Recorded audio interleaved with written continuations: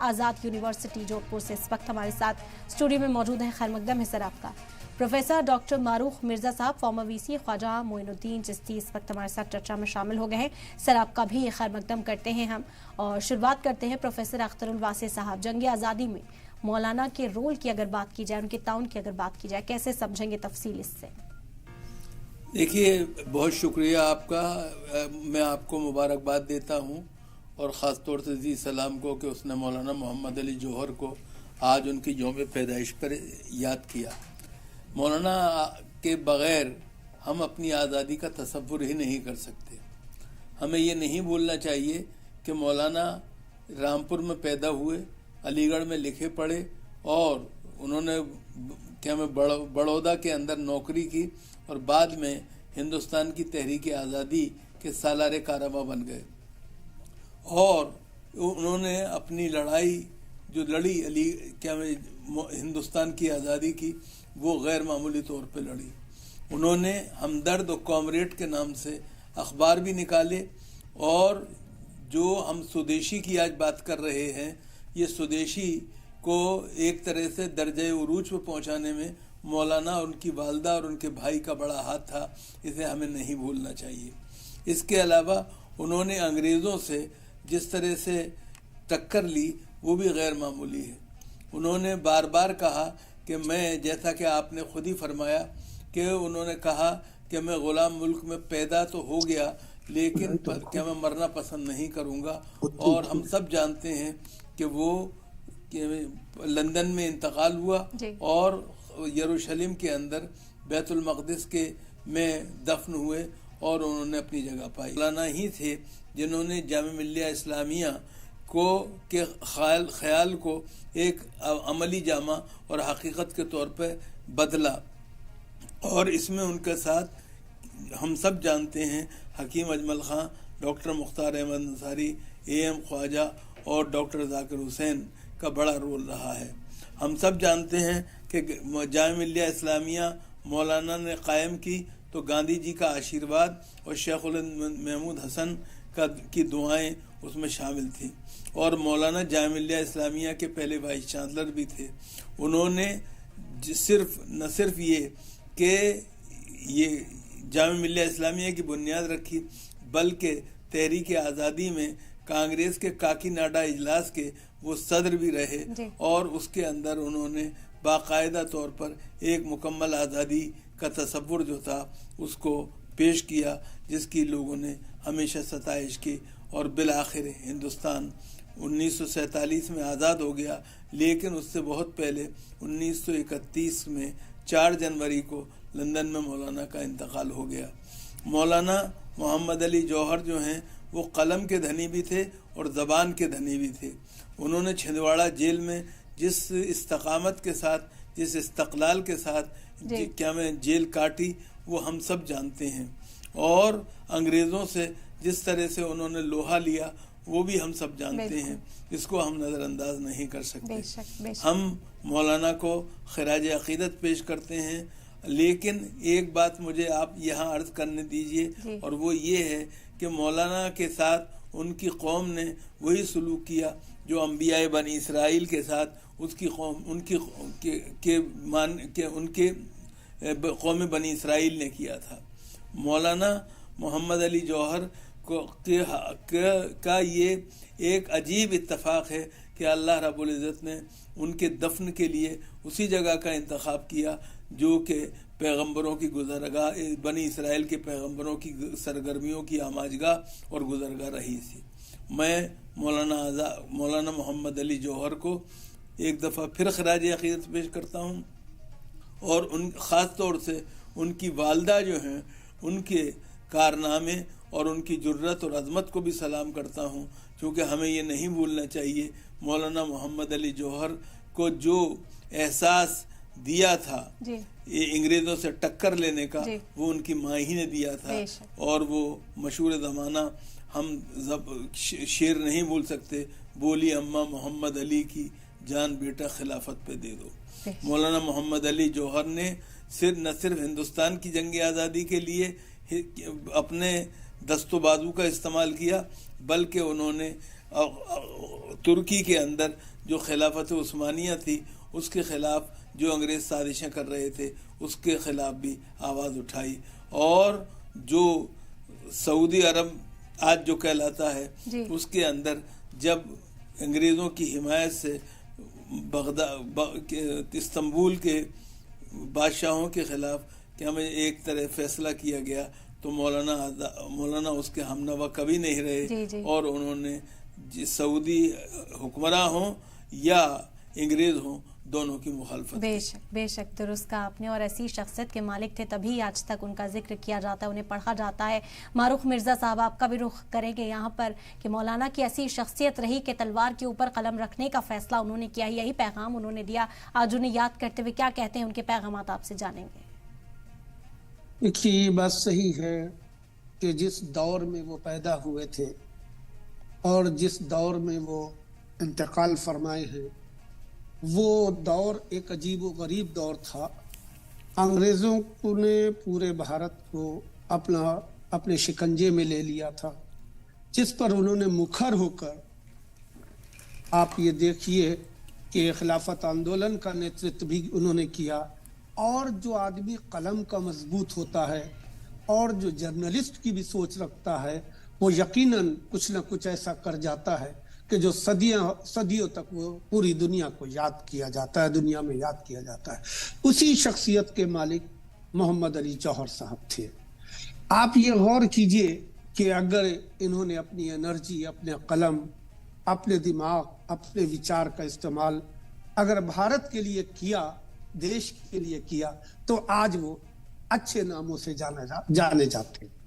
हर दौर में जयचंद रहे, हर दौर में मीर जाफर रहे, लेकिन ये वो थे कि जिन्होंने भारत के लिए बहुत बड़ा योगदान दिया। इनको सैल्यूट इस बात का और है, इतने विजनरी थे कि इन्होंने सर सैयद अहमद खां के मिशन को सपोर्ट किया। अलीगढ़ यूनिवर्सिटी के बाद इन्होंने यही हिकमत थी इनकी कि जामिया मिलिया इस्लामिया को अलीगढ़ से इन्होंने दिल्ली मुंतकिल किया, जो आज हमारे सामने दो बड़ी यूनिवर्सिटियां, सेंट्रल यूनिवर्सिटियां पूरे इंडिया में, जो हम लोग पूरे हिंदुस्तानियों के लिए, सारे भारतीयों के लिए, विशेषकर खासकर मुसलमानियों के लिए आज शिक्षा के ऊपर जो हासिल करने में परेशानियां नहीं हो रही है, वो ये दो यूनिवर्सिटियों ने अपना बहुत अहम रुकन अदा किया। हाँ, ये जरूर है कि इन्होंने हमेशा जानते थे, उस वक्त भी 1878 में पैदा हुआ ये जवान 4 जनवरी 1931 को जब मरे, ये उस वक्त भी जानते थे कि आने वाले कल में हिंदू मुस्लिम को अंग्रेजों ने चलते चलते दो हिस्सों में तब्दील कर दिया। जो एक शक्ल ले ली पाकिस्तान ने, दूसरी शक्ल ले ली बांग्लादेश ने। लेकिन ये जरूर है अल्हम्दुलिल्लाह कि जौहर साहब जो थे, ये एक राष्ट्रीय विकास के लिए इन्होंने अपनी शिक्षा को इस्तेमाल किया। इन्होंने स्वतंत्रता और जागरूक भारत की कल्पना की थी।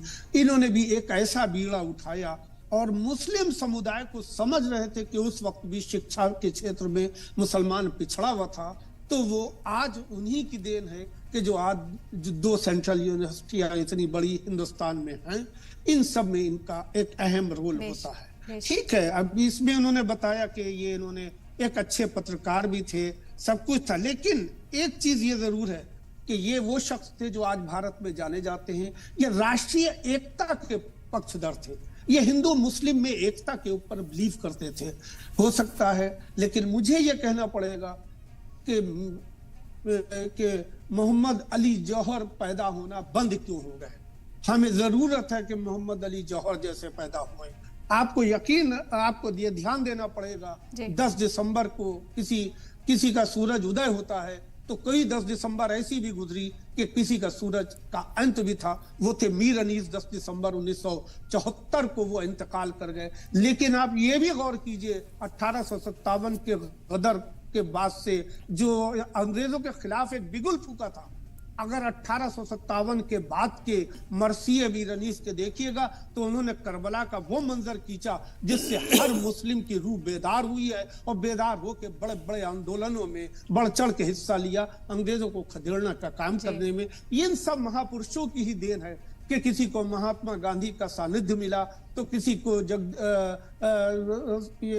सुभाष चंद्र बोस का सानिध्य मिला। तो ये सब लोगों ने सबने मिल के एक ऐसा देश से अंग्रेजों को भगाया। और यहाँ तक नहीं, 1930 में जो महासम्मेलन हुआ उसमें भी उन्होंने खुल के अपनी बात को रखा कि तुम हमें भारत से अंग्रेजों को, तुम लोग अगर बाहर नहीं जाओगे तो हम अपने को यहाँ भी नहीं चाहेंगे कि हम लंदन में हमारी कब्र बनाई जाए। तो अगर तुम लोगों ने इसके ऊपर ध्यान नहीं दिया, अंग्रेजों को उन्होंने वहां भी मुख होकर कहा कि हमारे भारतीयों को प्रताड़ित मत करो और हमारा भारत देश छोड़ो। तो भारत देश छोड़ना स्वतंत्रता संग्राम और सामाजिक सुधार के संदेशों को जनता तक पहुंचाने का काम इन्होंने इसी कामरेड और इसी हमदर्द अखबार के जरिए बड़े बड़े आंदोलन। आज कलम की ताकतें कहां चली जा रही हैं? आज कलम की ताकतों की जरूरत की आ गई है। हमें नफरतों को खत्म करना है, हमें हिंदुस्तान में भाईचारे को बढ़ावा देना है, हमें शिक्षा के जरिए अपनी पहचान बनाना है, हमें कंप्यूटर और कुरान की दोनों तालीमों को हाथ में लेना है, जिससे दुनिया और आखिरत को आगे बढ़ाना है। हमें जरूरत है कि मोहम्मद अली जौहर जैसे अब पैदा होना क्यों बंद हो गए हैं, ऐसे लोग क्यों नहीं ख्यालात रखते कि राष्ट्रीय एकता की बात करते, हिंदू मुस्लिम एकता की बात करते। हम खाली एक होके खाली अपनी बात करना छोड़े, हमें भारत की बात करना है, हमें भारत के विकास की बात करना है। बिल्कुल दुरुस्त कहा मारूख साहब, आपने इत्तेफाक रखते हैं आपकी बात से। आज के दौर में अगर बात की जाए तो इस पैगाम की कितनी ज़रूरत है। अख्तरुल वासी साहब, मैं फिर दोहराऊंगी मौलाना जौहर की बात कि मैं पहले हिंदुस्तानी हूँ, मैं बीच में हिंदुस्तानी हूँ, बाद में हिंदुस्तानी हूँ और फिर आखिर में हिंदुस्तानी हूँ। आज के दौर में जब इसकी बात करते हैं हम, जब हिंदुस्तान के अंदर इस तरह के हालात बनते हुए नज़र आ रहे हैं, मैं एक मुसलमान हूँ, आप एक मुसलमान हैं, हिंदुस्तान से ताल्लुक़ रखते हैं, हम फ़ख्र के साथ कहते हैं कि हम हिंदुस्तानी हैं, लेकिन फिर भी हमारी हुब्बुल वतनी पर सवाल उठा लिया जाता है। हमारे अंदर क्या कोई कमी है? हमारा किरदार, हमारा अखलाक, हमारे जो अमल हैं उस पर सवाल उठा लिए जाते हैं। कहा जाता है कि अगर आप मुहिब्बे वतन हैं, अगर आप मुल्क से मोहब्बत करते हैं तो फिर इस मोहब्बत को साबित करिए। आप कौमी तराना गाकर दिखाइए, आप कौमी जो सॉन्ग है वो गाकर दिखाइए। क्या ये सब करने की ज़रूरत है आज के दौर में, ये साबित करने के लिए कि हम मुल्क से मोहब्बत करते हैं? हमारी हुब्बुल वतनी का सबूत आज के दौर में देना पड़ रहा है। अफसोस की बात यहाँ पर नजर आती है। डंके की चोट पर हम कहते हैं कि हम हिंदुस्तानी हैं और हमेशा मुल्क से वफादारी निभाई है। इसमें मौलाना का भी एक बहुत बड़ा किरदार रहा, जो पैगामात उन्होंने मुल्क के नाम दिए। आप कैसे महसूस करते हैं? देखिए, ऐसा है कि किसी से हमें सर्टिफिकेट लेने की ज़रूरत नहीं है अपनी हुब्बुल वतनी की और हिंदुस्तानियत की। मौलाना मोहम्मद अली जौहर ने जो बात कही वो बिल्कुल सच कही, और मेरा ख्याल है कि हर हिंदुस्तानी का मौक़िफ़ यही होना चाहिए कि उसका वो मजहबी एतबार से अपने अपने मज़हब का पाबंद है और उसमें उसे कोई समझौता करने की ज़रूरत नहीं है। साथ ही वो हिंदुस्तानी भी है और हिंदुस्तानी होने के नाते उसे किसी तरह का सर्टिफिकेट किसी से नहीं चाहिए। और जो लोग के इस मुल्क में आज ऐसा माहौल पैदा कर रहे हैं कि वो आपसे और मुझसे सर्टिफिकेट मांगते हैं, वो बुनियादी तौर पे हिंदुस्तान को और हिंदुस्तानियत को समझते ही नहीं हैं। हमें ये ख्याल रखना चाहिए, हमें ये मानना चाहिए कि बुनियादी तौर पे हमने इस मुल्क के मफाद में हमेशा काम किया है। मैं हमेशा कहता रहा हूँ और इस बात को फिर दोहराता हूँ कि जो कुछ हिंदुस्तान के मफाद में है वही मुसलमान के मफाद में भी है। और इसी तरह से जिस तरह मुसलमान होना हिंदुस्तानी होने की हैसियत से एक फ़ख्र की बात है, इसी तरह हिंदुस्तानी होना भी एक मुसलमान के लिए इम्तियाज़ की बात है। हिंदुस्तान वो जन्नत निशान वो मुल्क है जिसने कि हमें एक तरह से ये सबक सिखाया है कि किस तरह से हम अपने वतन की मिट्टी से मोहब्बत करें। हम यहाँ पैदा हुए, यहाँ पले बड़े, यहाँ हमने सरगर्मियाँ दिखाई और साथ में यहीं की मिट्टी का हिस्सा बन गए। ये हमारी क्या में एक तरह से इस मुल्क से ताल्लुक़ है। इस मुल्क से जब क़यामत के दिन क्या में लोग उठाए जाएंगे तो हम यहाँ की मिट्टी से ही उठेंगे और उसका फ़ायदा उठाएंगे और हम बड़े फ़ख्र से कहेंगे कि हम हिंदुस्तान की मिट्टी से उठे हैं। मौलाना मोहम्मद अली जौहर का मामला ये है कि वो बुनियादी तौर पे वो उनकी वालदा, उनके भाई, सारे लोग जो थे वो बुनियादी तौर पे हिंदुस्तानी थे। हिंदुस्तानी, मैंने जैसा कहा कि उन्होंने जो खादी का आंदोलन है उसको एक गैर मामूली हैसियत अता की। और मुझे याद आ गया इस वक्त नाम, मुझे नहीं भूलना चाहिए और हमें और आप सबको नहीं भूलना चाहिए कि मौलाना मोहम्मद अली जौहर और उनकी वालदा बी अम्मा जो थी, उनके अलावा हजरत मोहानी और उनकी बेगम ने खादी के आंदोलन को बहुत आगे पहुंचाया। और एक तरह से हिंदुस्तान के अंदर जो एक तरह से रस्म रिवाज हैं, उसके अंदर जो स्वदेशी का रंग रंगा गया और रंग डाला गया, वो गैर मामूली था। हमें उस पर कोई क्या हमें ना भूलना चाहिए और ना कोई समझौता करना चाहिए। जहाँ तक अंग्रेज़ों से लड़ाई का ताल्लुक़ है, हम सब जानते हैं मौलाना मोहम्मद अली जौहर जो हैं वो उन्होंने हर तरह से अंग्रेज़ों का मुकाबला किया और अंग्रेज़ों से कभी समझौता नहीं किया। ये उनके कलम की ताकत थी कि कॉमरेड जो कलकत्ते से निकलता था उसकी का इंतज़ार यानी वाइसराय तक किया करते थे, ताकि वो पढ़ें कि मौलाना ने क्या लिखा है और क्यों लिखा है और हिंदुस्तान की आज़ादी के लिए वो किस तरह की बात कर रहे हैं। तो मौलाना मोहम्मद अली जौहर जो हैं वो गैर मामूली खूबियों के मालिक थे और हमें नहीं भूलना चाहिए कि उन्होंने सिर्फ हिंदुस्तानियत के बारे में बात नहीं की, बल्कि उन्होंने इस्लाम के हवाले से और दूसरे मदाहिब के हवाले से भी एक हमें सबक दिया जिसका हमें ख्याल रखना चाहिए। और मैं सिर्फ आपको आखिर में एक चीज़ याद दिलाना चाहता हूँ कि कराची के अंदर जब शंकराचार्य समेत मुकदमा चला तो हुसैन अहमद मदनी भी शामिल थे और उसमें ये लोग भी शामिल थे। तो ये बुनियादी तौर पे मौलाना का एक वस्फ है कि वो हिंदुस्तानियत के साथ हिंदू मज़हब और मुसलमान सबको एक साथ लेके चलने के आदी थे, जिसकी हमें कद्र करनी चाहिए। बिल्कुल, बेशक दुरुस्त का जो पैगाम उन्होंने आम किया उस दौर में, आज के दौर में भी अगर उन्हें तस्लीम किया जाए, उन पर अमल किया जाए तो एक बेहतर मुआशरा जो है वो फराहम हो जाएगा। और इसी वजह से कहा जाता है कि उन्होंने जो पैगाम दिया है कि तलवार के ऊपर कलम रखने की ज़रूरत है। जो तालीम काम कर सकती है, जो फ़रोग़ उससे आ सकता है, वो शायद किसी और ज़रिए से अख्तियार नहीं किया जा सकता। बहरहाल बहुत शुक्रिया आप लोगों का, आपने अपना कीमती वक्त दिया, चर्चा में आप हमारे साथ शामिल हुए। और इस खास पेशकश में फ़िलहाल इतना ही। आपसे लेना चाहेंगे इजाज़त और जाते जाते आपको दिखाते हैं बधिरों के लिए समाचार। राज्यसभा के सभापति जगदीप धनखड़ के खिलाफ अविश्वास प्रस्ताव को नोटिस दिया गया। ये नोटिस विपक्ष के सांसदों ने दिया, जिस पर